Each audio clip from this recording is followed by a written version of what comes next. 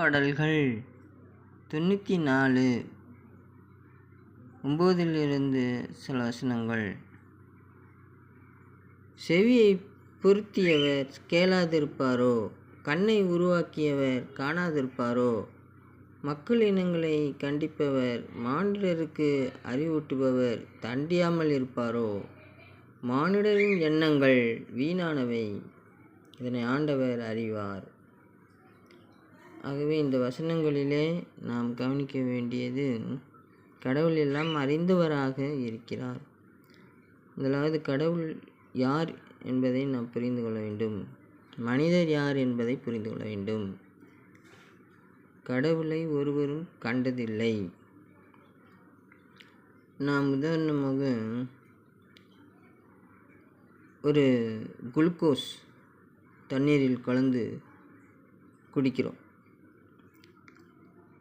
உடனே நமக்கு சுறுசுறுப்பு வருகிறது, ஒரு ஆற்றல் வருகிறது. அதுபோன்றுதான் கடவுள் என்பவர் ஒரு ஆற்றல், ஒரு பரிசுத்த ஆத்மா, ஒரு சக்தி என்று சொல்லப்படுகிறது. அவர் நம்மிடம் குடிகொண்டிருக்க நம் சரீரத்தை அவருக்கு நாம் ஒப்பு கொடுக்கிறோம். அவ்வாறு அவர் நம்மோடு குடிகொண்டு இருக்கும்போது தான் நமக்கு ஆசீர்வாதமாக இருக்கும். அவருக்கு நம் சரீரத்தை ஒப்பு கொடுத்தோமானால் நாம் கடவுளுடைய சரீரமாக இருக்கிறோம். இதை முதலாவது புரிந்து கொள்ள வேண்டும்.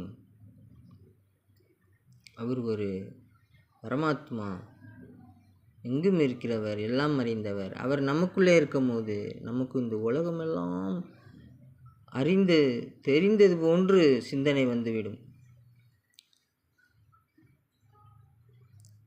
ஆகவே நாம் இதை சரியாக புரிந்து கொண்டு கடவுள் தண்டிப்பார் துன்மார்க்கர்களை என்பதையும் நாம் உணர்ந்து கொள்ள முடியும். நாம் யாரையும் போய் தண்டிக்க வேண்டியது அவசியமில்லை. நமக்கு விரோதமாக இருப்பவர்களை கடவுள் தண்டிப்பார். இப்படிப்பட்டவர்களிடமிருந்து நம்மை விலக்கி காப்பார். கடவுள் நம்மோடு இருக்கும்போது தான் விதமான பாதுகாப்புகள் நமக்கு கிடைக்கிறது.